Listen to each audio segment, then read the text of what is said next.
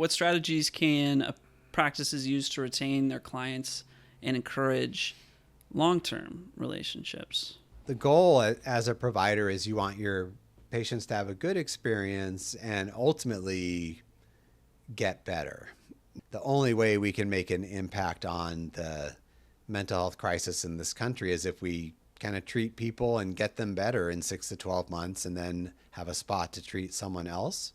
Mm-hmm. There are certain diagnoses that it's not a 6 or 12 month and you're better situation. And so we know when there's those more severe diagnoses, and I'm not talking about those cases, but I'm talking about someone coming in with mild to moderate depression or anxiety, attentional issues, relationship issues. On some level, this may not mix with the perfect business practice, because if you get your schedule filled and have clients coming in who pay properly, you're potentially set from a business perspective. And consciously or not, you might be disincentivized to get someone better, graduate them from treatment, and bring in another, what may turn out to be a more difficult case. Nevertheless, the way to build your reputation as a good business is to do a good job with your patients, so that I think every one patient you have that you treat for 6 or 12 months and gets better and has a good experience, they're going to be sending you 5 or 10 more people because they've had a good experience with you. Right. And that is going to be the way to get the long-term relationship. I think is not directly from individual patients as patients, but it's doing a good job with a patient so that they'll always remember when they have a friend or family member that needs help, they're going to send people your way.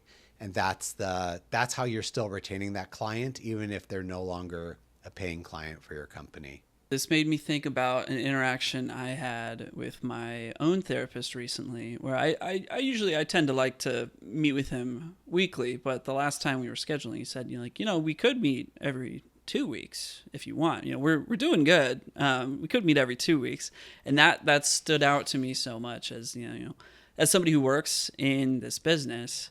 I'm like, he's not just trying to take my business. He actually cares and thinks I could see him less. And even though he's not going to get as much money from that, he's being genuine and telling me we could meet less frequently. And that to me, I think is, indicative of a good service being provided. Right? We live in a world that has a lot of luxuries, like fine wines, nice dinners, vacations, Disneyland. And for example, if you really love going to therapy, even if, quote, you maybe don't meet any criteria for a diagnosis and your functioning is pretty well, should you still be allowed to go see your therapist every week, sort of as a luxury or something you're treating yourself to, like a massage or a pedicure? Is this another item that is okay to continue with that? And I'm not going to claim to know the answer to that. When someone's getting better, it also tends to not be as satisfying as a provider to and I work with a lot of kids and try to make it fun. And there's a lot of kids who would keep coming and we could just keep playing some video games and chatting and right. But for me, if we're not actively working on problems, it becomes less intellectually stimulating.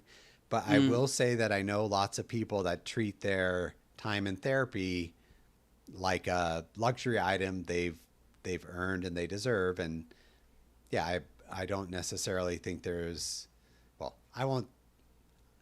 are lots of different opinions on that.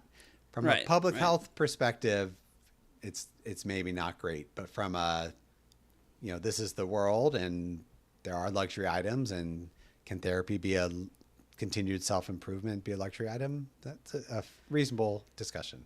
I have lots of patients over the last 18 years that have gotten better, but have reached out, hey, can we have a session? And you're always, when you terminate, you're not like, I'll never see you again, have a nice life. It's, how to reach me if something comes up. And yeah, being a resource and checking in if someone, it's great that you have that mindset, and we could probably all do with that sort of direct check-in for our mental well-being.